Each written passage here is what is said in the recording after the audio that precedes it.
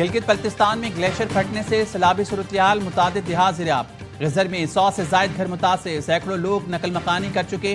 شیشپر glacier کے سیلاب سے حسین آباد کے قریب شاہراہ قراقرم ٹریفک کے لیے بند۔ ترجمان جی بی حکومت فیض اللہ فراق کہتے ہیں گلگت میں 7 کلومیٹر کے علاقے تک مصنوعی جھیل بن گئی، 1 کلومیٹر تک سڑک آبی ریلوں میں بہہ گئی، کھیت اور باغات کو بھی شدید نقصان پہنچا۔ حکومتی ٹیمیں امدادی کارروائیوں میں مصروف ہیں، تمام پھنسے افراد کو ریسکیو کر لیا گیا ہے۔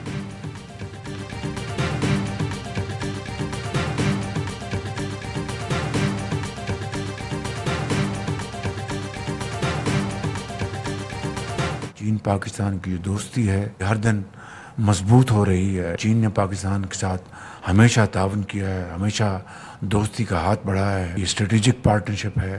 میں اب چین جا رہا ہوں انشاءاللہ، وہاں پر ہماری SCO کے علاوہ بائیلیٹرل میٹنگز ہیں ہماری، اور CPEC 2 کا انشاءاللہ آغاز ہوگا۔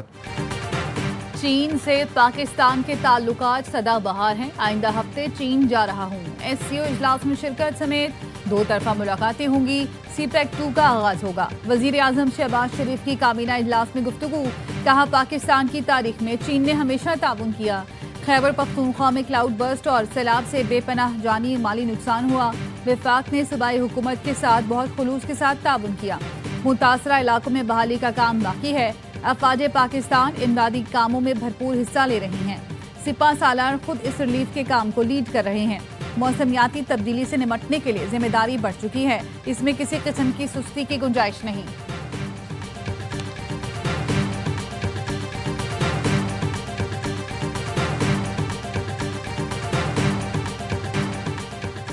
فیلڈ مارشل عاصم منیر سے چینی وزیر خارجہ وانگ زی کی ملاقات، پاک چین برادران اہن کا 2 طرفہ تعلقات مزید بلندیوں تک لے جانے کا اعادہ۔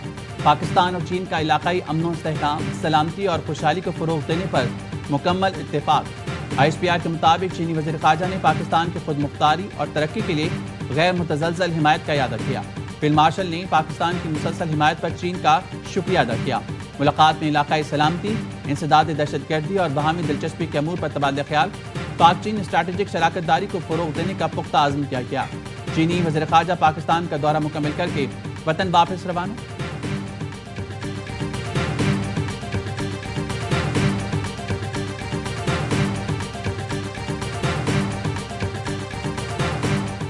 بھارت کے ساتھ مسئلہ کشمیر سمیت تمام تصفیہ طلب امور پر مذاکرات کے لیے تیار ہے۔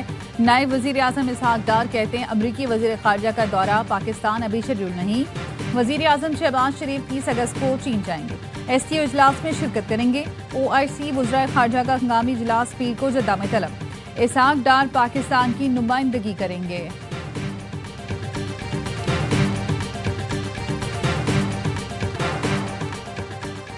بانی PTI کے بھانجے شیشاہ کو بھی حراست میں لے لیا گیا۔ SSP انویسٹیگیشن نے تصدیق کر دی، بتایا علیمہ خانم کے دوسرے بیٹے کو بھی 9 مئی کے کیس میں حراست میں لیا گیا ہے۔ دوسرا روز پکڑے گئے چاریز خان کا 8 روزہ جسمانی ریمانڈ منظور۔ پولیس نے انسداد دہشت گردی عدالت سے 30 روز کے جسمانی ریمانڈ کی استدعا کی تھی۔ علیمہ خانم کہتی ہیں گھبرانا نہیں ہے، یہ وقت بھی گزر جائے گا، کچھ بھی ہو جائے بانی کے پیغام کے ساتھ کھڑے رہیں گے۔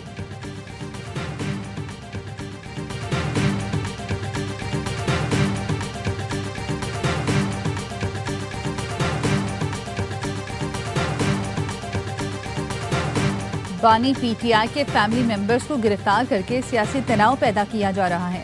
چیئرمین PTI بیرسٹر گوہر کا رد عمل، کہا جب ہم کوشش کر رہے ہیں کہ تناؤ ختم ہو تو گرفتاریاں شروع ہو جاتی ہیں، ایک طرف نااہلیہ اور دوسری طرف وارنٹ گرفتاری جاری ہو رہے ہیں۔ بانی PTI سے فیملی اور وکلا کی ملاقاتیں بھی نہیں کرائی جا رہی۔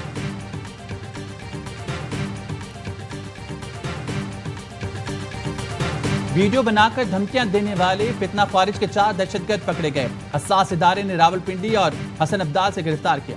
ذرائع کا کہنا ہے دہشت گردوں نے 11 اگست کو راولپنڈی اور حسن ابدال میں کارروائیوں کی دھمکیاں دی تھیں، ویڈیو بنا کر سوشل میڈیا پر پھیلائی تھیں۔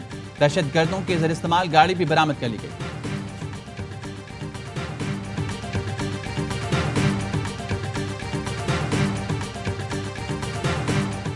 کلعدم BLA کے سہولت کار ڈاکٹر عثمان قاضی کا قریبی ساتھی گرفتار۔ CTD ذرائع کا کہنا ہے میر خان لہری نے انٹرنیشنل اسلامک یونیورسٹی سے وکالت کی ڈگری لی ہے۔ میر خان لہری پروسیکیوٹر انسپیکٹر بنا اور دہشت گردوں کی سہولت کاری کرتا رہا۔ درجن سے زائد وارداتوں میں ملوث ہونے کا انکشاف ہوا۔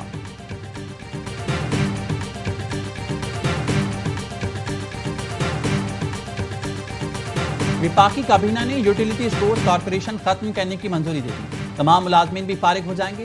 وزیراعظم کا ادویات کی قیمتوں میں اضافے پر سخت برہمی کا اظہار، ادویات کی قیمتوں کے تعین کی سمری واپس کر دی۔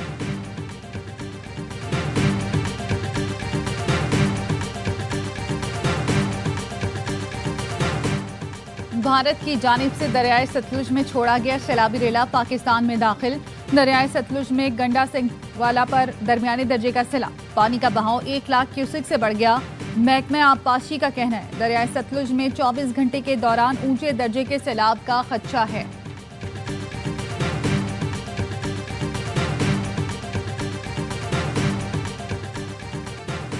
اور حیدرآباد میں حالیہ بارشوں سے کئی نشیبی علاقے اور کچی آبادیاں زیرآب آ گئیں۔ مہر علی سوسائٹی اور فاطمہ جناح کالونی مکمل ڈوب گئیں۔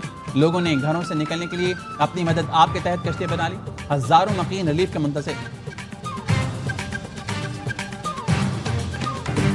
ہیوی جو ٹرالے چلتے ہیں، ہیوی ٹریفک ہے، اس پر سخت قانون لاگو ہو کہ لائسنس پہ سخت شرائط ڈال دی گئی ہیں کہ اب ہیوی جو ٹرالے ہیں اس کا لائسنس اتنی آسانی سے نہیں ملے گا۔ ان پر وہ قانون سارے لاگو ہوں گے جس سے ہم اپنی ان معصوم جانوں کو سیو کر سکتے ہیں۔ گورنر سندھ نے ہیوی موٹر وہیکل ترمیمی بل کی منظوری دے دی۔ کامران ٹیسوری نے کہا قانون سازی شہریوں کی حفاظت کو مد نظر رکھ کر کی گئی ہے، موٹر وہیکلز بل کی خلاف ورزی پر سخت قانونی کارروائی ہوگی۔ ہیوی وہیکلز کے ڈرائیونگ لائسنس کی اجرا پر مزید شرائط عائد کر دی گئی ہیں۔ LTV اور HTV لائسنس کے لیے پری لائسنس ٹریننگ کورس لازمی قرار دیا گیا ہے۔ ڈرائیورز کے لیے ڈی میرٹ پوائنٹ سسٹم کی منظوری دے دی۔ اقدام موٹر سائیکل سے ٹرالر اور ڈمپر حادثوں کے بعد کیا گیا ہے۔ امیگریشن میں آسانی اور انسانی اسمگلنگ کا خاتمہ، FIA کی IE بیسڈ ایپ تیار۔ وزیر داخلہ محسن نقوی کی ہدایت پر پائلٹ پروجیکٹ کا آغاز اسلام آباد ایئرپورٹ سے ہوگا۔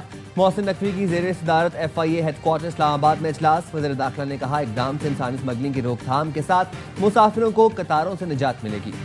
ضروری وسائل کی فراہمی یقینی بناؤں گا، اس کے ساتھ آپ کو کارکردگی بھی دکھانا ہوگی۔ پاک فوج کا بنیر، سوات، شانگلہ اور سوابی میں فلڈ ریلیف آپریشن کا 7واں روز، کور آف انجینئرز کے دستے راستے کھولنے اور ملبہ ہٹانے میں مصروف، لوگوں کی محفوظ مقامات پر منتقلی۔ پاک فوج کے ہیلی کاپٹرز میں راشن اور دیگر سامان کی فراہمی۔ Urban search and rescue team ملبے سے زخمیوں اور لاشوں کو تلاش کر رہی ہے۔ متاثرہ علاقوں میں مریضوں کا مفت علاج جاری، سیلاب زدگان کی بحالی اور مکمل ریسکیو تک پاک فوج کا ریسکیو مشن جاری رہے گا۔ صدر آصف علی زرداری کی شہید میجر رضوان طاہر کے گھر آمد، اہل خانہ سے اظہار یکجہتی، شہید افسر کو خراج عقیدت پیش کیا۔ صدر نے کہا میجر رضوان نے فرض کی راہ میں جان قربان کر کے قوم کا سر بلند کیا۔ میجر رضوان طاہر نے نوشکی آپریشن میں IED دھماکے کے نتیجے میں جام شہادت نوش کیا۔ کراچی کے علاقے سہراب گٹ میں نوجوان ندی میں ڈوب گیا۔ 22 سالہ نوجوان کے بھائی کا کہنا ہے رحیم اللہ شام 5 بجے ندی میں ڈوبا۔ انتظامیہ اور ریسکیو ٹیمیں کئی گھنٹے بعد بھی نہیں پہنچی، اپنی مدد آپ کے تحت بھائی کو تلاش کر رہے ہیں۔ انتظامیہ ندی سے بھائی کو تلاش کرنے میں مدد کرے۔ اور ایشین تھروئنگ چیمپئن شپ میں پاکستان کے یاسر سلطان نے برونز میڈل جیت لیا۔ یاسر نے 77.43 کی سیزن بیسٹ تھرو کی۔ شری لنکا نے گولڈ اور جاپان نے سلور میڈل اپنے نام کیا۔